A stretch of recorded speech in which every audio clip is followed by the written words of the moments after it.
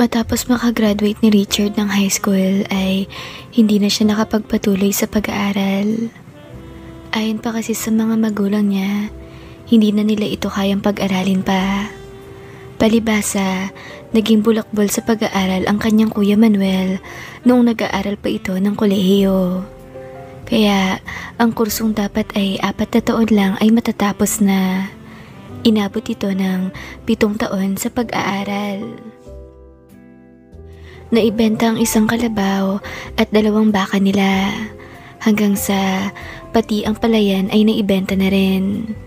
Tanging ang natira sa kanila ay ang maliit na lupain na kinatitirikan ng kanilang bahay. Ang kanyang kuya Manuel naman ay agad nag-asawa, makalipas lang ang 1 taon matapos itong makapagtapos ng kolehiyo. Nagawa naman itong makapagtrabaho pero maliit lang ang sahod. Wala namang masasabing espesyal rito. Pwede ngang matawag na pasang-awa lang ito noong makagraduate ng college. Kaya halos kahit isang tuka lang din ang kinahantungan ng buhay nito. Pasensya ka na anak ha. Kung ako lang naman ang tatanungin, gustong-gusto kitang pag-aralin ng kolehiyo.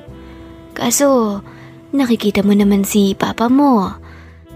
Halos pantawid pagkain na lang ang kinikita sa pakikipaggapas ng palayan ng iba. Pasensya na talaga anak. Tulungan mo na lang muna kami rito sa paghahanap buhay. Baka sakaling dumating ang panahon at makahanap ng magandang trabaho si kuya mo, ay pag-aralin ka raw niya. Malungkot na wika pa ni Aling Sita sa kanyang bunsong anak. Sabi naman ni Richard, "Naku ma, ayoko po na umasa roon. Para namang hindi pa natin kilala si kuya. Walang ibang alam kundi ang magpasarap sa buhay. Kaya ganun ang kinalabasan ng buhay niya. Pati ang pag-aaral ko ay pornada pa dahil sa kanya." Hayaan mo na anak, may awa ang puong may kapal. Papasaan ba at makakatanggap ka rin ng biyaya na para talaga sa'yo?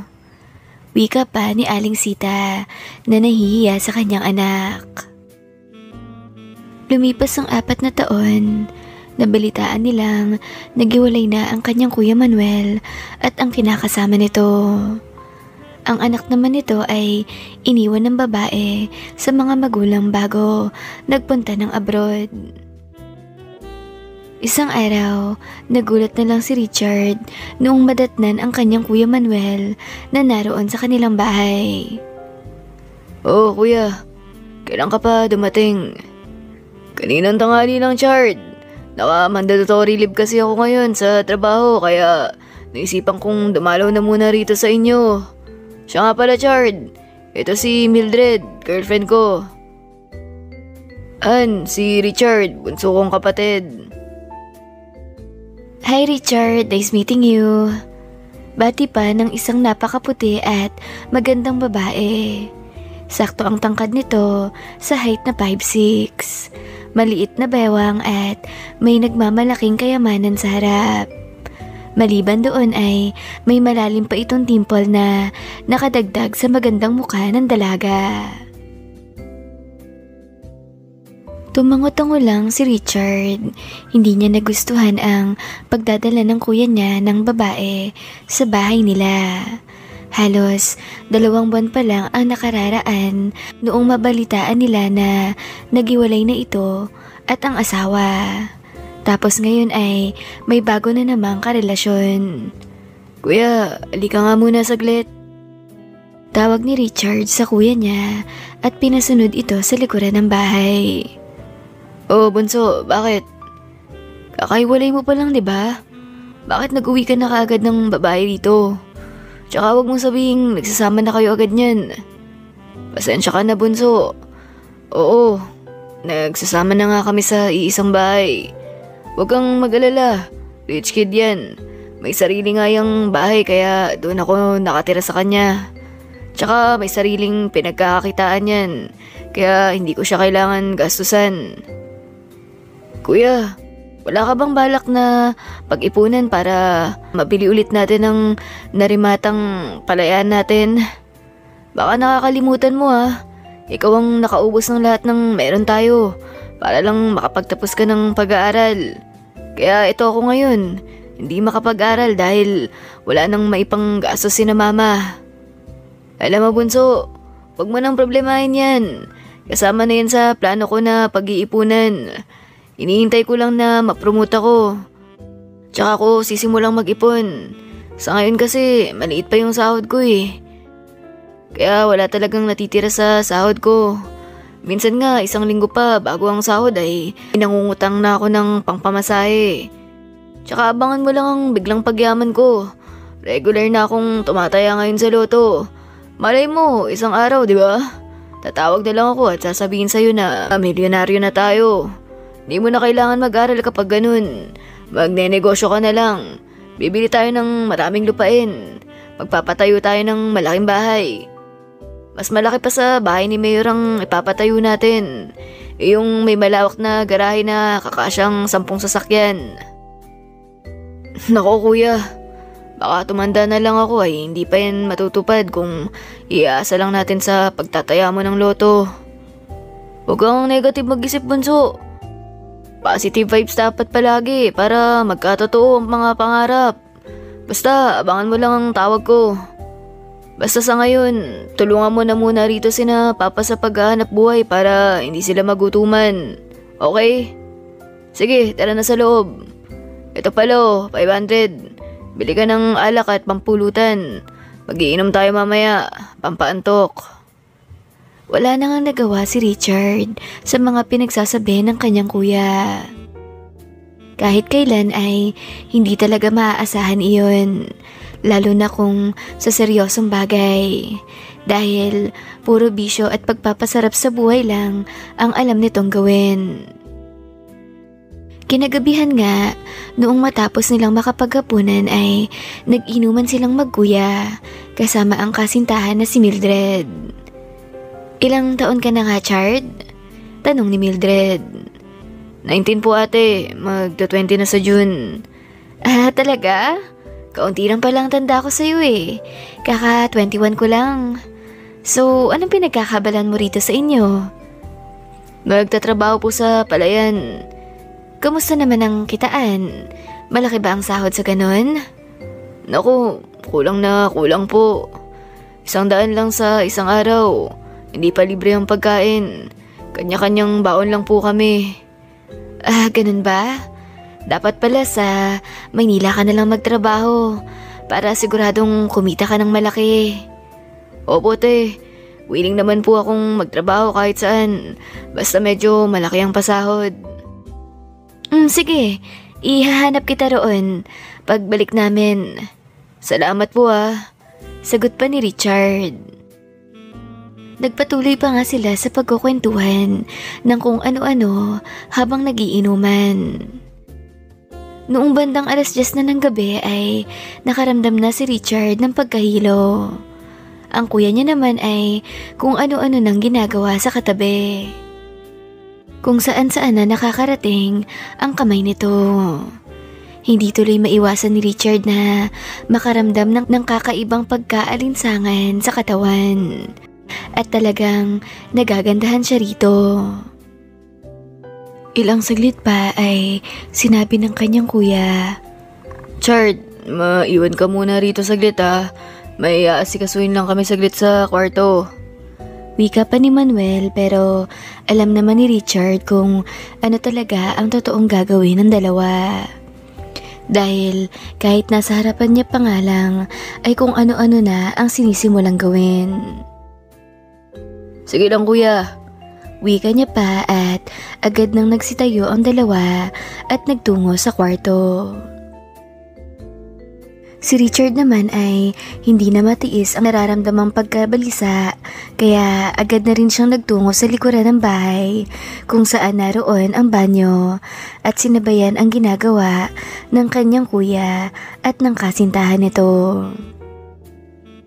Palibhasa, parehong nakainom ang magkasintahan. Kaya nakalimutan na siguro nila na tabla lang ang dingding ng silid at may espasyo sa itaas. Bukas din ang pintana kaya maging sa kinaroroonan ni Richard ay irinig niya kung gaano kasaya ang babae sa ginagawa sa loob. Maingay kasi ito. Iniisip na lang ni Richard na siya ang gumagawa noon sa dalagang si Mildred.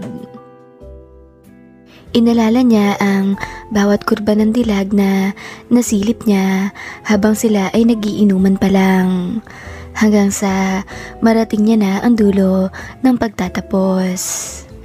Hingal na hingal siyang napasandal sa dingding. Akala niya ay tapos na ang dalawa nang marinig niyang humiling pa ang dilag ng isa pa. Kaya muling ipinagpatuloy ng kanyang kuya ang pagtatrabaho. Pumasok na si Richard sa bahay at iniligpit na ang kanilang pinag-iinuman. Napasabi na lang si Richard sa isip niya. Ano ba to si kuya? Hindi niya siguro naisip na naririnig din na mama at papang ingay nila sa kabilang kwarto. Matapos makapagligpit ay naglatag siya ng banig sa sala at doon na nahiga. Makalipas ang 20 minutes ay nakita niyang lumabas na ng silid ang kanyang kuya. Oh, nasaan ang iniinom natin? Naligpit ko na kuya. Lasing na ako eh. Akala ko hindi ka na makakabalik. Alas 11 na rin kasi. May trabaho pa ako bukas. Ganun ba? Sige, bukas na lang ulit. Wika ng kanyang kuya at dumiretso na muna sa kusina para uminom ng tubig. Tsaka bumalik sa silid para matulog. Napailing-iling na lang si Richard dahil sa sala tuloy ang bagsak niya ng pagtulog. Kahit pa kasi gaano karaming pagkakamali ang nagawa ng kanyang kuya, ito pa rin ang paboritong anak ng kanyang mga magulang. Kaya ang magkasintahan ang pinatulog sa kanyang kwarto na siya mismo ang nagpagawa mula sa kanyang naipong pera sa pagtatrabaho. Madaling araw noon nang naramdaman ni Richard na may tumapik sa kanya. Chard, favor naman. Samahan mo ko sa banyo sa likod. Naiihi ako eh. Noong imulat ni Richard ang kanyang mata, ang dalagang si Mildred ang kanyang nakita. Bakit ako? Si kuya ba? Ayaw nang magising eh. Ang lakas pang humilik. Ikaw na lang sumama sa akin. Natatakot kasi ako eh. Sabi pa naman ni Manuel na uso raw dito sa inyo ang aswang. Wala nang nagawa si Richard kundi ang bumangon at samahan ang dalaga. Pero nagulat siya nang makitang sumusuray-suray ang lakad noon. Halatang lasing pa talaga. Daan-daan lang te baka madapa ka. Pahawak Chard nahihilo pa rin talaga ako eh. Sige. Nakakapit pa nga ang dalaga habang naglalakad. Pero malikot talaga itong maglakad at hindi kabisado ang mga lubak sa putik na lupa sa labas ng bahay. Kaya napabitaw ito sa pagkakahawak at napasubsob. Maagap naman si Richard sa pagkilos at agad sinalo ang katawan noon para hindi tumama ang muka sa lupa. At sa hindi sinasadyang pagkakataon, ang bagay na malaki sa dalaga ang kanyang parehong nahawakan. Higit pa iyon sa kayang sakupin ng kanyang mga kamay. Dahan-dahan lang te. Hindi talaga pantay ang lupa rito sa likod. Salamat Chard at sinalo mo ko. Pero ang galing ng pagkakasalo mo no. Ang dalawang kabundukan ko talagang nahuli mo. Ay, sorry po te. Hindi ko po yun sinasadya. Nagmadali na kasi akong saluhin ka para hindi tumama ang mukha mo sa lupa. Ano ka ba? Ayos lang yun, Chard. Sige na, sa bewang mo na ako alalayan para hindi ako matumba. Wika pa ng dalaga habang susuray-suray pa rin. Pagkarating sa banyo ay tumayo lang si Richard sa labas ng banyo habang hinihintay ang dalaga na matapos makapagbawas ng tubig sa katawan. Noong makatapos ang dalaga ay saglit pa iyong tumayo sa may pintuan ng banyo. Chard, ikaw ba nagka-girlfriend ka na? Hindi pa, ate. Ha? Sa edad mong yan, wala ka pang girlfriend? Opo, naiya po kasi akong manligaw dahil mahirap nga lang kami. Nakong, sayang ka. Ang tangkad mo at matikas ang pangangatawan. Tapos wala ka palang girlfriend? So, hindi mo pa nasusubukan makahawak ng katawan ng babae? Hindi pa po eh. Ganito, dahil sa sinamahan mo akong lumabas, ay hahayaan kitang hawakan ng gusto mong hawakan. Naku te, wag na po. Siguradong magagalit si Kuya Manuel. Bakit? Ipapaalam mo ba sa kanya? Halika rito, simulan mo sa itaas. Wika ng dalaga at hinila ang kamay ni Richard at ipinatong sa nagmamalaki nitong dinadalang kambal. Nanlamig ang kamay ni Richard habang hawak iyon. Hindi nagtagal ay nakaramdam ng pag-iinit ang dalaga at sinabi nitong, "Pasensya ka na, Charda. Hindi natin pwedeng gawin ang bagay na yan rito. Siguradong mahuhuli tayo dahil maingay ako.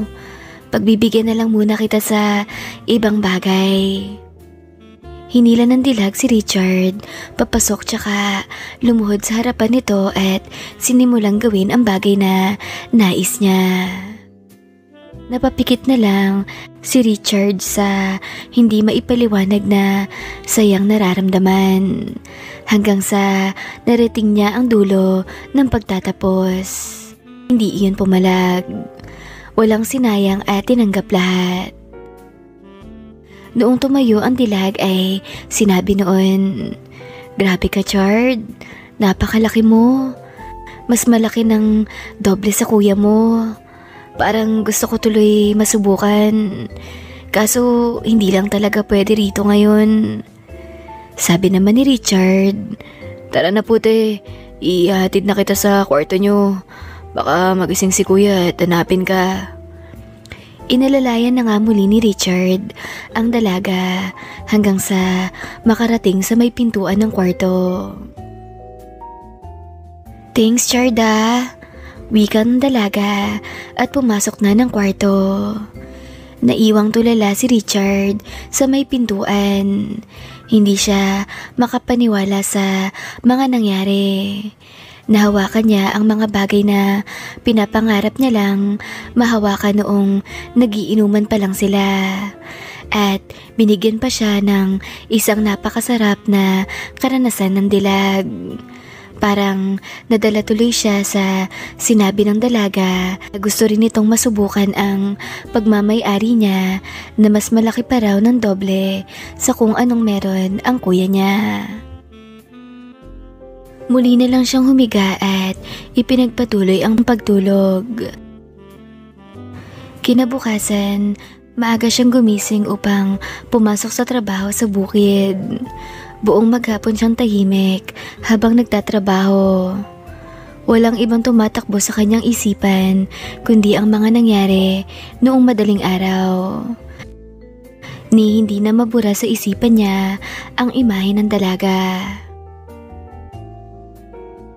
Kinahapunan, pagka-uwi niya ay naabutan niyang lumalantak ng mga probinsyang merienda ang kanyang kuya at ang kasintahan nila. "Tamang-tama ang dating mo, Chard. Oh, sayo na to."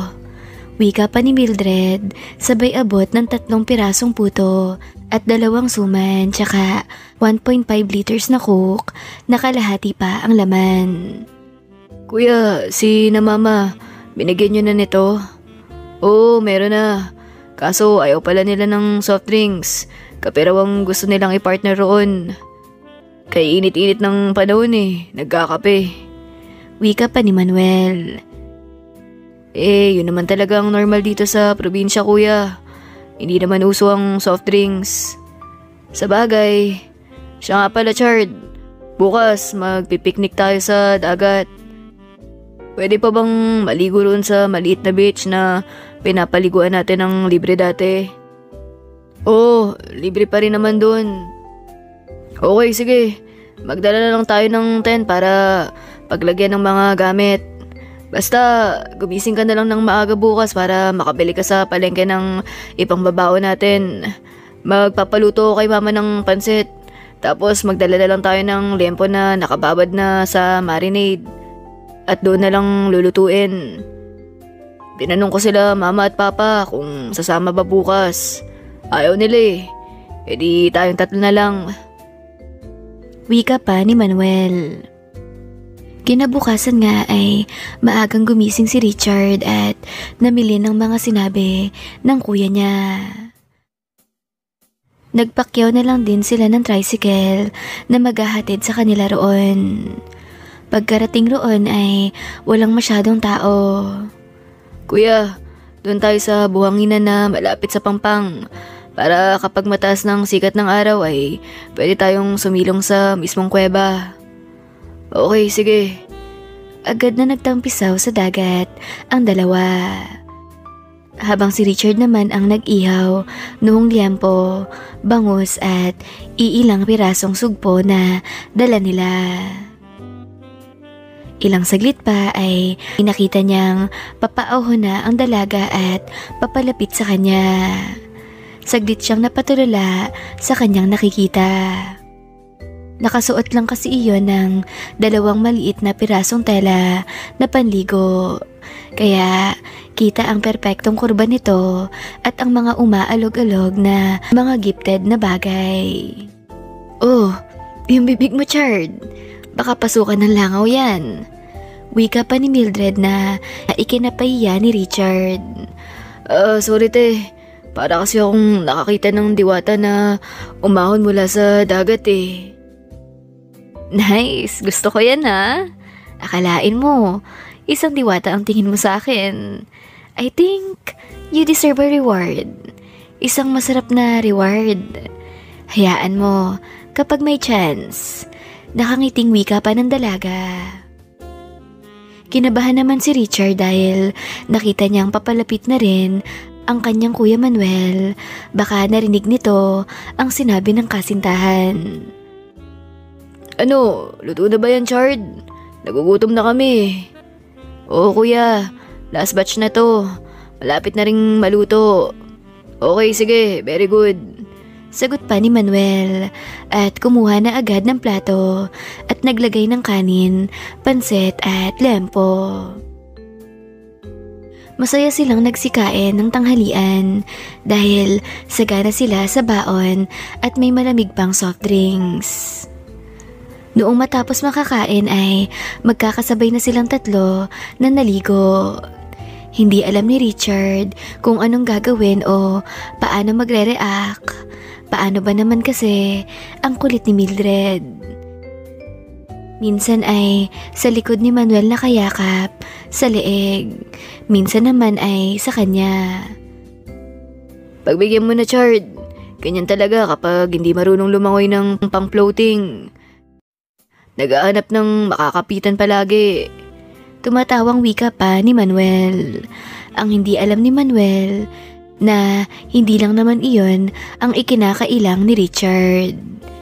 Hindi rin kasi makikita na ang kamay ni Mildred na humahawak sa kaingat-ingatan ni Richard. Kaya hindi mapakali si Richard dahil baka mahuli iyon ng kanyang kuya. Pero abala naman ang kuya niya sa paglangoy papalayo at muling babalik sa pwesto nila. Hindi tuloy maiwasan ni Richard na may mabuhay na bahagi sa kanya dahil sa ginagawa ng dalaga. Te naman masyado mo akong pinapahirapan sa ginagawa mo. para mas lalo ka pang masabik sa akin. Wika pa noon, sabay langoy papalayo noong makitang papalapit naman si Manuel. Bago pa lumubog ang araw ay nagsiuwi na sila.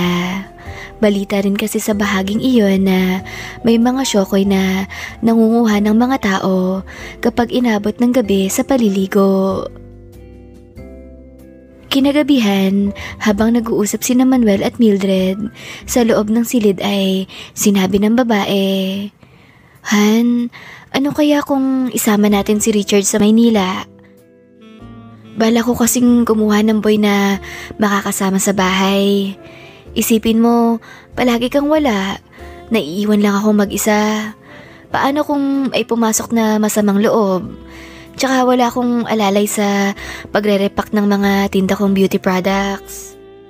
Kahit siguro 5,000 monthly ay papayag na si Richard.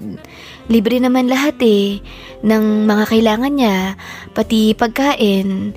Kaya hindi mababawasan ng sahod niya. At pwede niyang ipadala rito kay na mama niyo.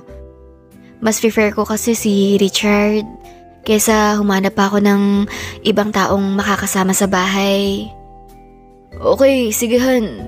Kausapin ko si Richard. Gising pa naman yun. Lumabas ng silid si Manuel at naabutang nasa sala pa ang mga magulang niya nagkukwentuhan sa may pintuan habang naroon din si Richard. Chard, balak sana namin na kumuha ng makakasamang boy helper sa bahay. Baka gusto mo, 5,000 daw ang starting salary. Sabi ni Ate Mildred mo, tataasan niya naman daw ang sahod mo after ng 1 year. Nagsisimula pa lang kasi ang pagbebenta niya sa online ng mga beauty products. Kaya kailangan niya ng assistant. Libre na lahat ng kailangan mo. Pagkain, sabon, deodorant at pabango. Sabi naman ni Aling Sita. Hala anak, pwede na yan. Mas malaki sa kinikita mo rito. Hindi ka pa bilad sa araw maghapon.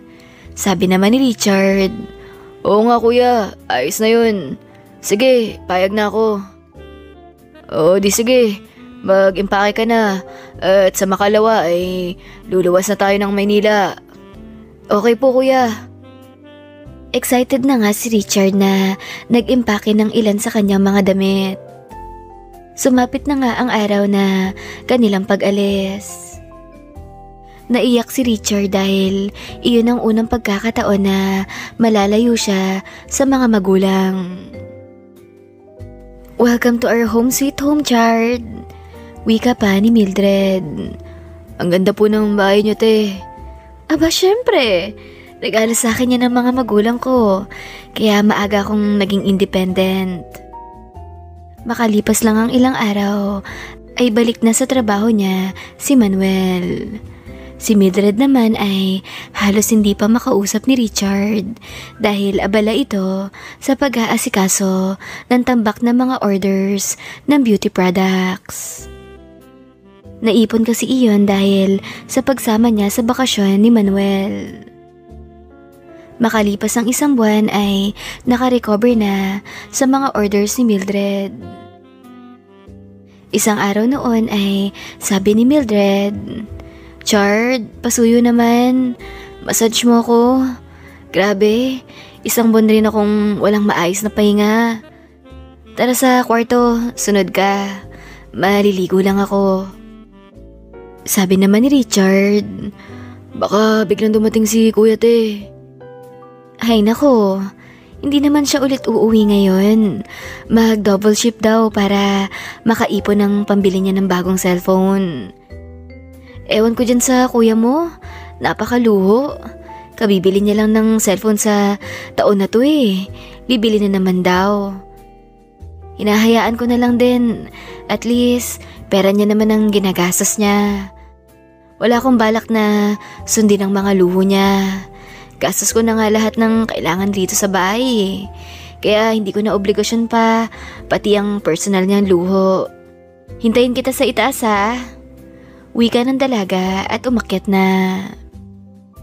Sakto naman na nakaligo na si Richard at naghahanda na rin na matulog kaya hindi na siya naiilang na pumasok sa kwarto ng dalaga na napakabango.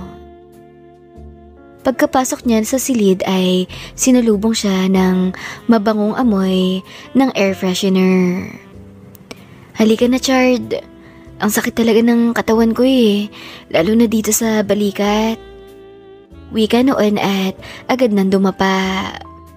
Sumunod naman si Richard at sinimulan ang pagmamasahe. Tuwang-tuwa ang dalaga dahil magaling maghilot si Richard. Saktong-sakto ang pressure na ginagamit nito. Kaya hindi maiwasan ng dalaga na magpakawala ng ingay sa kanyang bibig. Hanggang sa magulat si Richard na humarap sa kanya ang dilag at tinawid ang distansya ng kanilang mga labi at sinimulan ang bagay na matagal na nitong ipinapangako. Hindi naman nagdalawang isip pa si Richard na sabayan ang nais ng dalaga. Lalo at matagal na siyang nanggigigil rito dahil sa madalas pagsasabik nito sa kanya. Matapos makarating sa dulo ay muling inulit ni Richard dahil alam niyang mataas ang requirement ng dalaga sa ganong bagay. Hindi na kukontento sa isang beses lamang. Kaya naman tinigilan niya lang noong makatatlo na siya. Lupaypay at pagod na pagod ang dalaga sa kanyang ginawa. Pero malaki naman ang ngiti nito habang nagpapasalamat. Iyon daw ang unang pagkakataon na masasabi niyang nakontento ito sa ganoong bagay. Dahil doon ay sinabi ni Mildred na tataasan hanggang sa 9,000 ang buwan ng sahod ni Richard basta ay kasama ang bagay na iyon sa kanyang magiging trabaho sa dalaga. Walang kaalam-alam ang kanyang kuya na sa tuwing nasa trabaho ito ay halos maghapon siyang nagtatrabaho sa kanyang napakagandang hipag, maging sa madaling araw. Kahit naroon ang Kuya Manuel niya ay pinapasok pa rin siya ng dalaga sa kwarto para makaisa. Nang sumarap naman daw ang tulog nito. Makalipas ang 3 taon ng pagtatrabaho ni Richard kay Mildred ay biglang nagbago ang ugali ng kanyang Kuya Manuel. At ayon sa mga pahaging nito, sa kanya ay mukhang may iba na naman itong kinalolokohang babae. Naisip ni Richard na baka madamay lang siya kapag nagsimula ng magkagulo ang dalawa. Malaki na rin naman ang kanyang naipon kaya nagpaalam muna siya sa kanyang Kuya Manuel at hipag na si Mildred na magbabakasyon sa kanila sa Bicol. Pumayag naman ito at mukhang wala pa ring ideya sa mga nangyayari sa pagitan ni Richard at Mildred gabi-gabi. Pero iba ang totoong plano ni Richard. Bago siya umuwi ay binigyan pa siya ni Mildred ng bonus na 10,000 budget sa kanyang pagbabakasyon at halos buong magdamag siyang pinatrabaho nito sa loob ng silid. Kailangan raw ay marami siyang maipondo rito, lalo at matagal siyang mawawala. Pagka-uwi ng Bicol ay nanatili lang siya ng 3 araw doon at muling bumalik ng Maynila. Pero hindi na siya bumalik sa bahay ni Manuel at Mildred. Sa Quiapo, Maynila na siya dumaretso at naghanap ng marerentahang boarding house. Doon na nga siya tumira at nag-enroll na rin para makapag-aral ng maritime course. Balak niya kasing maging seaman dahil iyon ang pinakamadaling paraan na nakikita niya para magkaroon siya ng magandang kinabukasan. Ni hindi niya ipinaalam sa kanyang mga magulang kung nasaan siya. Nagpalit rin siya ng SIM card kaya maging ang Kuya Manuel niya ay hindi alam kung nasaan siya. Sa pagkalipas ng panahon, Kahit nahirapan sa pag-aaral na kasambahay, ang pagtatrabaho ay nakapagtapos rin ng pag-aaral si Richard at nakasakay na rin ng barko. Matapos ang 3 kontrata niya sa barko ay tsaka pa lang siya umuwi sa kanila sa Bicol. Binilan niya ang kanyang mga magulang ng lupaing palayan at sariling bahay na may pwesto para sa tindahan. Tuwang-tuwa ang mga iyon sa kinalabasan ng pag-alis ni Richard sa kanila. At ang kwento pa ng kanyang ina, noong huling umuwi si Manuel sa kanila ay ibang babae na naman ang kasama. Iniwan na raw noon si Mildred dahil may iba na naman siyang napupusuan. Hindi na lang din nagkomento si Richard dahil sa tagal na nakasama niya ang kanyang kuya Manuel sa bahay ni Mildred, alam niyang hindi ito nag-matured. Inubos ang sahod sa kakainom kasama ang barkada na sinasamahan pa ng pambababae. Kaya kung iaasa niya roon ang kinabukasan ng pamilya nila, ay baka maging pangarap na manalo sa loto lang din ang kalabasan. Suntok sa buwan na mangyari. Wakas.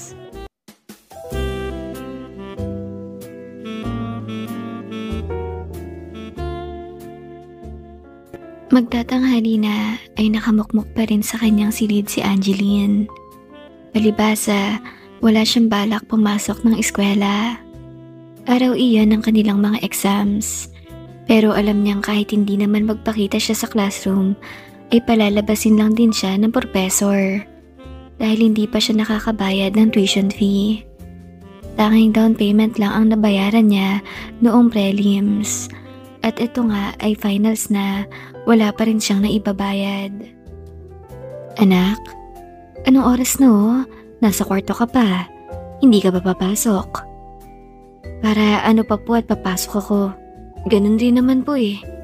Palalabasin rin naman ako ng classroom dahil hindi pa tayo nagbabayad ng tuition fee ko. Ano ka ba anak? Pwede namang gumawa ng promissory note, di ba? Para makapag-exam. Nay, magmula noong prelims at midterms ay puro na lang promissory note ang ginamit ko para makapag-exam. Finals na po ngayon. Hindi na raw po pwede ang promissory note. Ganon?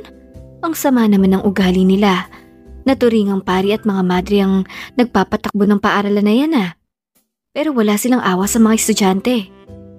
Sagot naman ng ina ni Angeline na si Aling Crisanta. Nay, wala pong kasalanan rito ang mga pari at madre na sinasabi mo.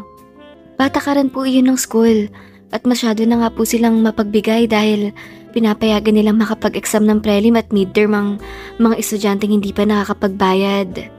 Kaso finals na ngayon, ito na lang ang pagkakataon nila para makapaningil. Kaya nasa sa atin na ang pagkukulang.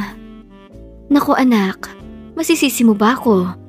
Sisihin mo ang tatay mong lasinggero. Kung hindi siya naglalasing at kung hindi siya nakikipag-inuman sa kung sino-sino, edi hindi sana siya nasaksak sa inuman. At nakakapaghanap buhay siya ngayon.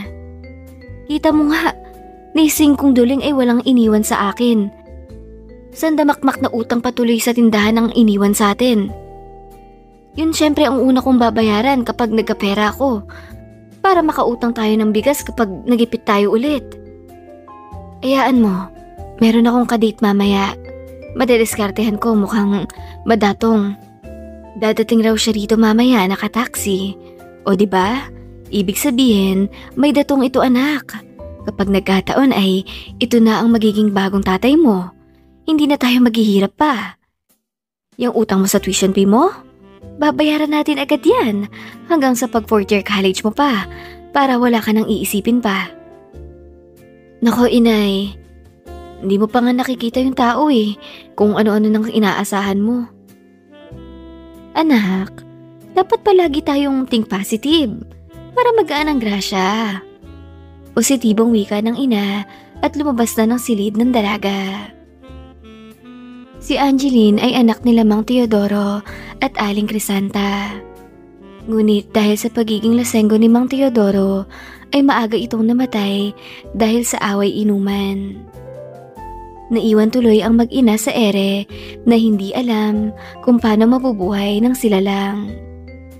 Habang nagmumukmok sa kanyang silid ang dalagang si Angeline, ay nakita niyang nag-text ang best friend niyang si Ria. Uy, Angeline, nasan ka na? Ngayon ang exam natin, di ba? Napuyat ka ba kagabi kaya hindi ka nagising na maaga? Dalawang magkasunod na text pa ng best friend. Pero hindi iyon na-replyan ni Angeline dahil wala siyang load. Itinulog niya na lang ang kanyang inis na hindi siya makakapag-exam sa araw na yun. Kinahapunan ay nagpaalam na aalis si Aling Crisanta. Anak, maiwan muna kita dyan ha. Rarampa muna ang beauty ni nanay mo para naman makabingwit na tayo ng magiging bago mong tatay. Umirap lang si Angeline sa sinabi ng ina. Pero hindi naman siya nakikita noon dahil naroon lang siya sa kwarto niya at nasa sala naman ang ina.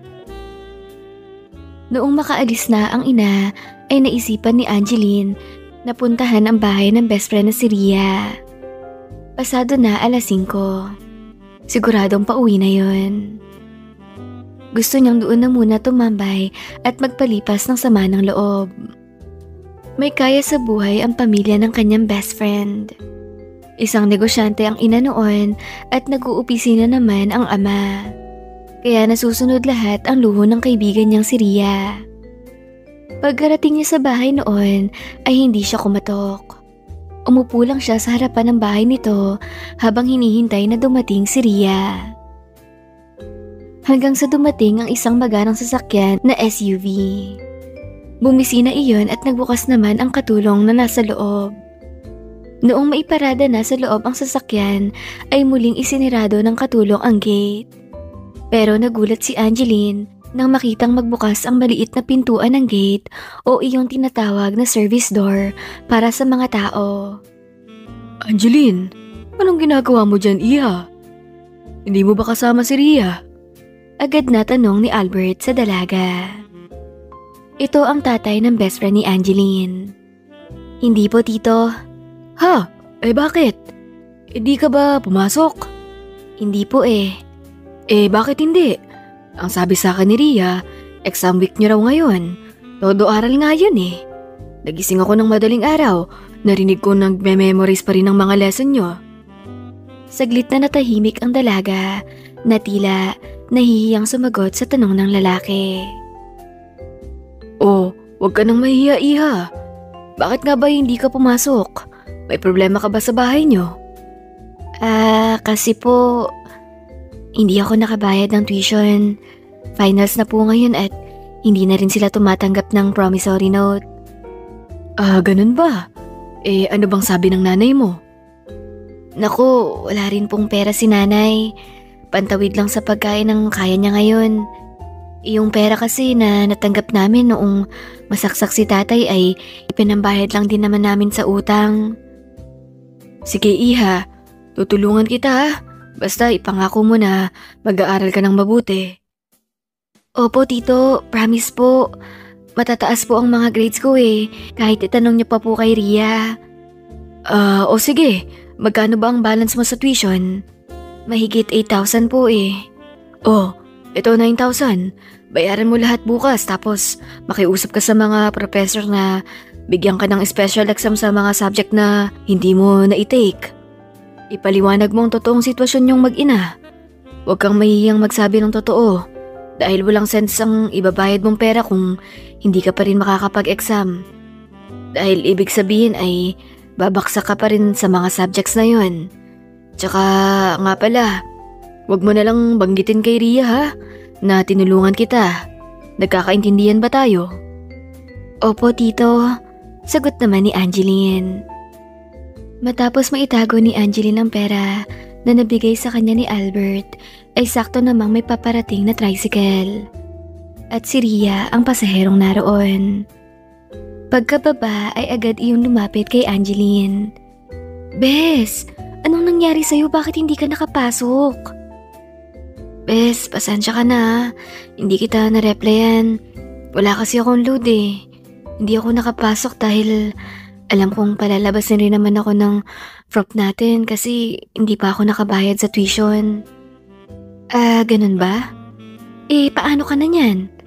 Saglit na napatingin si Camille kay Albert bago nag-isip ng palusot. Baka makapag-exam na ako bukas. Ang sabi ni nanay ay may nautangan raw siya. Kaso nga lang, kailangan niyang samahan sa lakad ngayong gabi.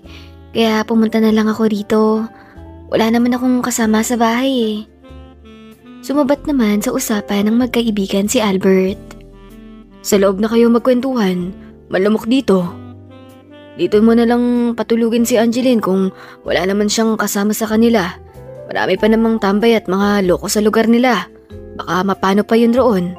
Mauuna na akong pumasok ha. Init na ako eh. Gusto ko nang maligo. Wika pa ni Albert at nauna nang pumasok ng gate. Nakatitig naman si Angeline sa lalaki habang papasok ito. Nakasuot pa kasi ito ng fitted long sleeve at medyo hapit na hapit rin ang tabas ng black office slacks pants.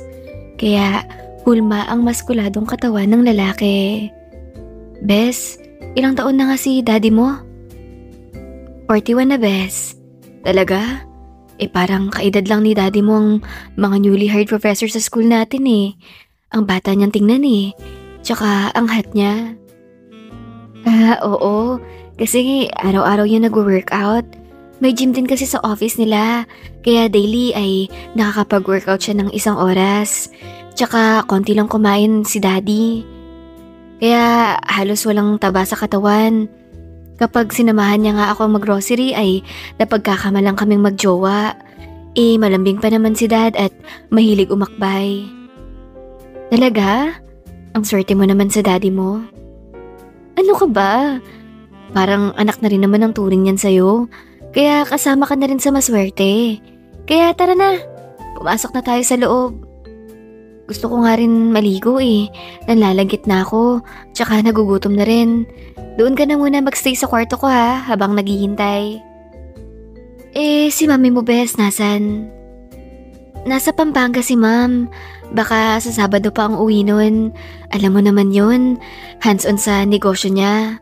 Sige na bes, tara na. Aya pa ni Ria kay Angeline. Makatapos makaligo ng mag-ama ay sinabi ng katulong na luto na lahat ng ipinaluto na pagkain at aalis na ito. Ang katulong kasi nila Ria ay hindi stay in.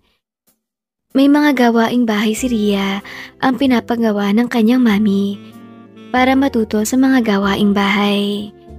Maging sa paglaba ng sariling panloob ay ang dalaga rin ang gumagawa. Pagkaupo sa hapagkainan ay biglang kumulo ang tiyan ni Angeline dahil sa pagkatakam. Nakita niya kasi ang nakahain na ulam ay beef steak, campbell mushroom soup at rellenong bangus. Dad, anong gusto mo? Tanong ni Ria. Yang relleno lang sa akin anak. Nag-beef na kasi ako kanina sa opisina. Pagkakuha ng isang slice ng rellenong bangus ay kumuha rin si Albert ng kanin na halos wala pang 1 cup ang dami at kumain ng dahan-dahan. Paano anak? Ikwento mo na lang kay Angeline ang laman ng mga exam niyo kanina para may idea na siya sa lalabas ng exam. Pairamin mo na lang din siya ng notes para makapag-aral kayo pareho mamaya. Yes, Dad. Kinagabihan ay sinabi ni Angeline. Bes, doon na lang kaya ako matulog sa guest room nyo. Mag-aaral ka, diba? Tapos mag-aaral din ako. Baka magdaldalan lahat tayo at hindi makapag-memorize. Sabagay, tama ka.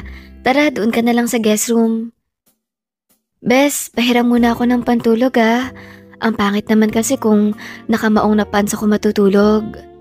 O sige. Pinapili ni Ria ng pantulog ang kaibigan. Bes, bakit puro nighties? Pantulog nga, diba? Ay, sige na nga. Wika pa ni Angeline at kinuha na ang kulay pulang nighties at agad itong isinuot.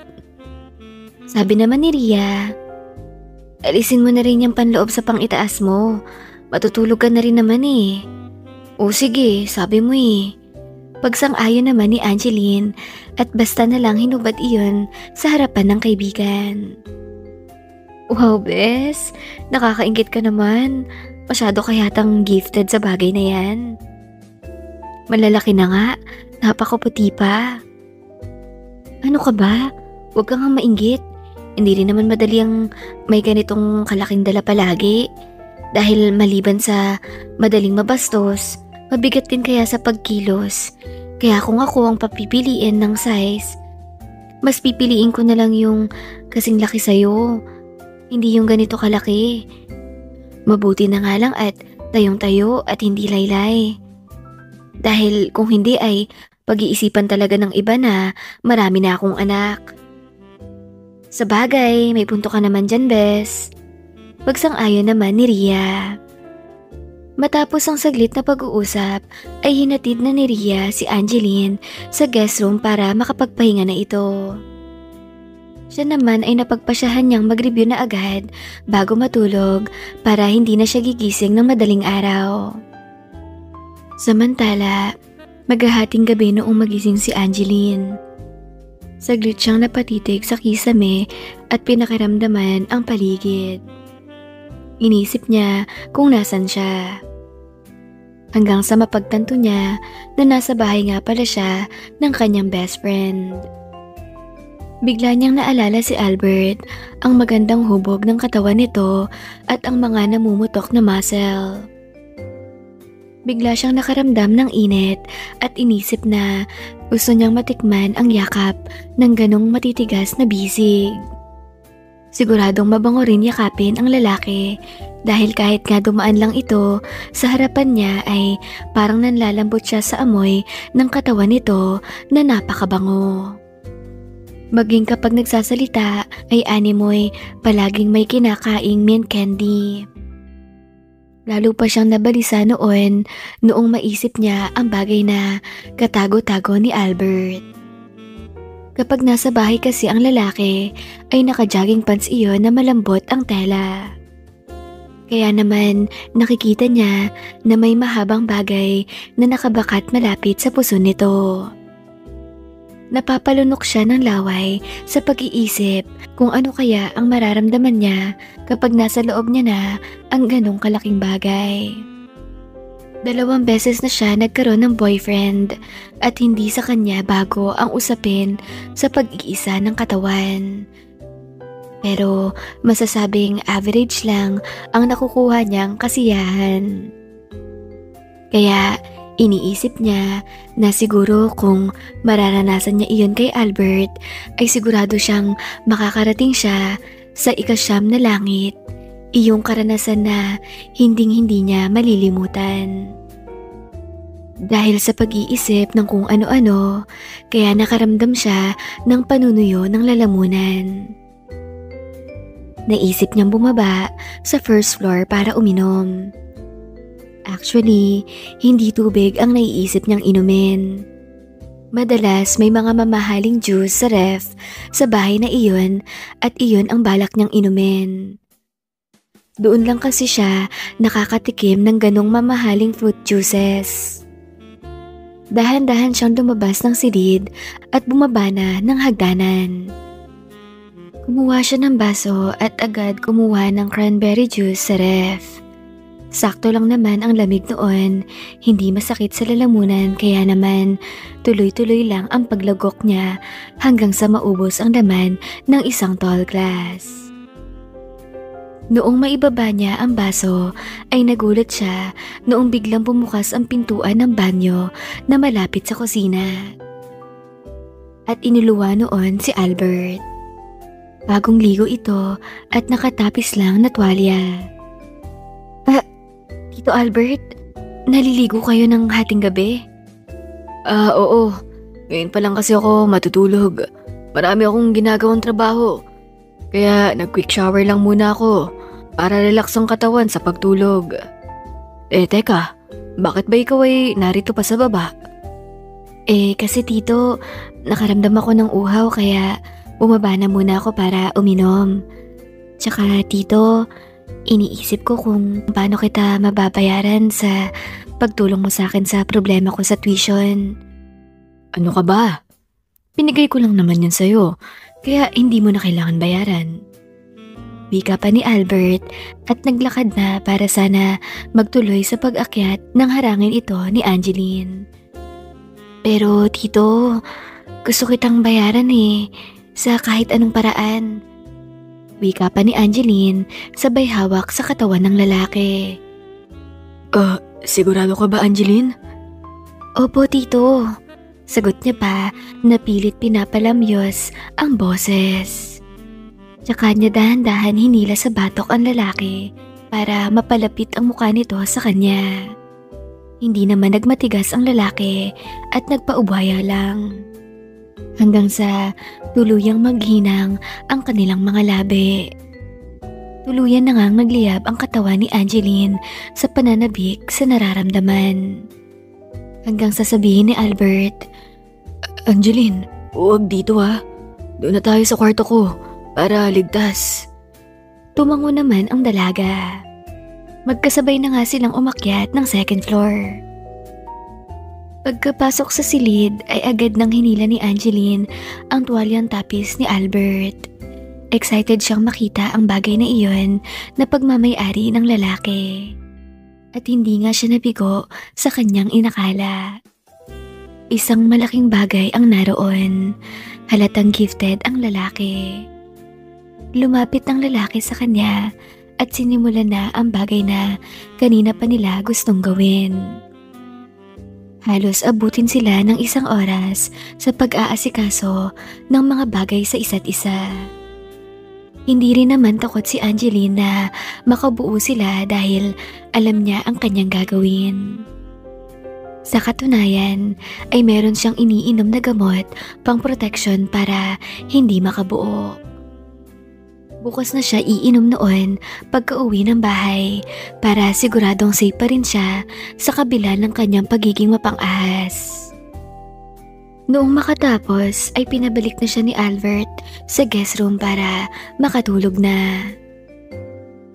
Kinabukasan, nagising na lang siya noong pumasok si Ria sa kwarto at sinabing mag-almusal na.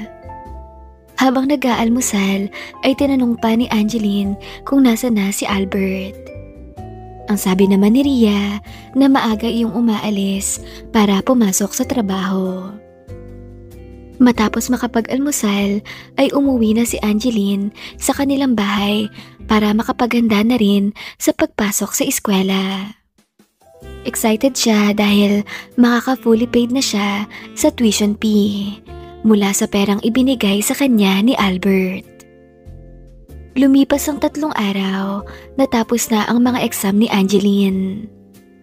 Maging ang mga subject noong first day ng exam at nakapag-exam na rin siya dahil pumayag naman ang mga FROP na magbigay ng special exams lalo at valid ang reason niya kaya hindi na rin siya naka-attend. Biyernes ng gabi, pagod na pagod si Angeline. Dahil magmula noong makabayad siya ng tuition fee, ay wala na siyang ibang ginawa kundi ang mag-aral para siguradong maipapasa lahat ng kanyang exams. Pagkarating sa bahay ay wala pa ang kanyang ina. Nagsain siya at kumain na rin agad. Nag-ulam lang siya ng bagoong alaman na stock lang nila sa ref na siyang madalas na inuulam kapag gipit talaga silang mag-ina. Pasado 7:00 pa lang ay nakatulog na si Angeline sa kanyang silid. Nang magising siya sa ingay ng kanyang ina. Ingay na may ginagawang masarap na bagay sa kabilang kwarto. Nagulat siya sa narinig, kaya naisipang niyang sumilip sa ibang butas sa pagitan ng kwarto nila ng ina. Nakita niyang sarap na sarap ang kanyang ina sa ginagawa ng kasama nito. Sa katagalan ng panunood ay nakaramdam siya ng pag-iinit ng katawan. Pero hindi iyong lalaking kasama ng kanyang ina ang naiisip niya. Kung hindi si Albert. Humiga siya sa kama at ginawa ang bagay na makakapagpadala sa kanya sa dulo habang iniisip na si Albert ang gumagawa noon sa kanya. Kaya naman parang nasa actual na laban na rin ang pakiramdam niya at halos makisabay siya sa ginagawa ng mga nasa kabila. Noong matapos ang kanyang ina at ang bago nitong boyfriend sa kabila ay natapos rin siya. Nagkumot na lang siya agad at ipinagpatuloy ang pagtulog. Noong sumunod na gabi ay naisipan niyang makitulog kina Ria ulit. Hindi dahil sa gusto niya itong makasama, kung hindi dahil gusto niyang maranasan ulit ang bagay na iyon sa gwapong tatay ng kanyang BFF. Bago matulog ay nilapitan niya si Albert at sinabing, "Tito, huwag ka pong maglalak ng pinto ha. Pupuntahan kita mamayang hating gabi." Tumango naman si Albert at na-excite. Muli na naman niyang mararanasan ang bagay na iyon kasama ang sariwa at napaka-gifted na best friend ng kanyang anak. Noong sumapit nga ang hating gabi ay muling lumabas si Angeline sa kanyang kwarto at tinungo ang silid ni Albert. Isang mainit na gabi na naman ang namagitan sa kanila. Pakiramdam ni Angeline na mukhang habang buhay niya hanap-hanapin ang bagay na iyon. Nakipag-break na nga siya sa kanyang boyfriend dahil ayaw niyang maranasan pa ang bagay na iyon sa iba maliban kay Albert. Kaya madalas ang pagtulog niya sa bahay ng kanyang best friend. Sumapit ang summer vacation.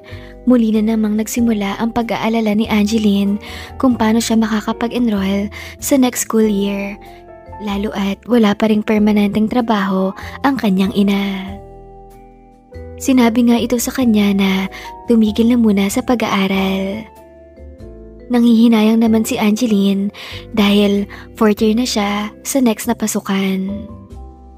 Kaya naisipan niyang kausapin si Albert tungkol doon sa minsan niyang pinasok ito sa silid. "Tito, may malaking problema po ulit ako." Ano yun, iha? "Kasi po wala kaming pera pang pa-enroll ko sa pasukan na eskwela," sabi naman ni Albert. So, gusto mong sagutin ko ulit? "Opo, Sani." Sige, sasagutin ko ang tuition mo at lahat ng gastusin mo sa school sa isang kondisyon. "Ano naman po yun?" Sasama ka sa akin. Mag-outing tayo sa Batangas. "Sino po ang mga kasama?" Tayong 2 lang. 3 days at 2 nights. Ikaw nang bahala mag-isip ng palusot kay nanay mo. At sa mga susunod pang mga panahon na may bakanting weekend ako, ay sasamahan mo pa rin ako ha. Sabi naman ni Angeline, "Tito ha, nakakahalata na ako sa'yo. Parang gusto mo na akong gawing kabit Tuwing sa inyo ako natutulog, halos mag-umaga mo na ako kung tigilan. Kaya palagi akong puyat." Nakangiti naman na sumagot si Albert. Hindi naman sa ganun, iha. Pakiramdam mo kasi ay bumabata ako kapag ikaw lagi ang kasama ko sa bagay na yun. Kaya gusto ko na palagi nating iyong ginagawa. Ano, payag ka na ba sa deal ko? Tito, ayos lang po ba kung dagdagan niyo na rin ng konti ang ibibigay niyo sa akin? Kahit pang allowance lang at pambili ng damit. Oo naman, no problem. Basta kapag kailangan kita, palagi ka ring available. Opo, Tito, promise. O di sige, you've got a deal. Sagot ni Albert at muli na namang sinalakay ang teritoryo ni Angeline na siyang gustong-gusto naman ng dalaga.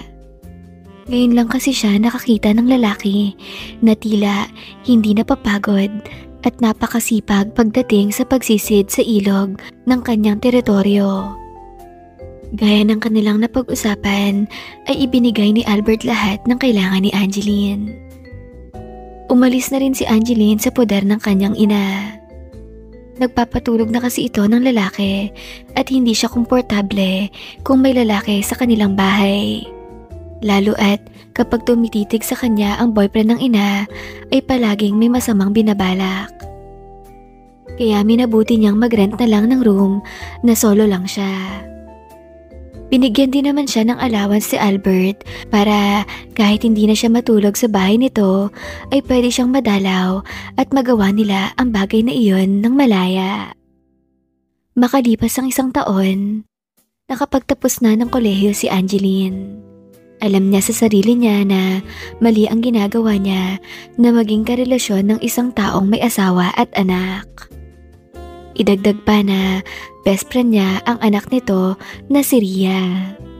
Kaya naman, noong makapagtapos ng pag-aaral ay agad siyang nag-apply ng trabaho sa abroad at natanggap rin naman siya dahil sa kanyang matataas na marka noong nag-aaral pa. Maayos din naman siyang nagpaalam kay Albert habang nakabakasyon sila ng 1 linggo sa isang private resort. At pagkatapos noon ay hindi na siya nagpakita pa ng personal sa lalaki. Nakakachat niya pa rin naman ang kanyang best friend na si Ria. Pero hindi niya na pinapaunlakan ang paanyaya nito na dumalaw o matulog sa kanila kahit minsan. Dahil hindi malayong magkaroon na naman siya ng ugnayan sa daddy nito na kahit na nagkakaedad na ay mas lalong nagiging gwapo at matikas. Wakas.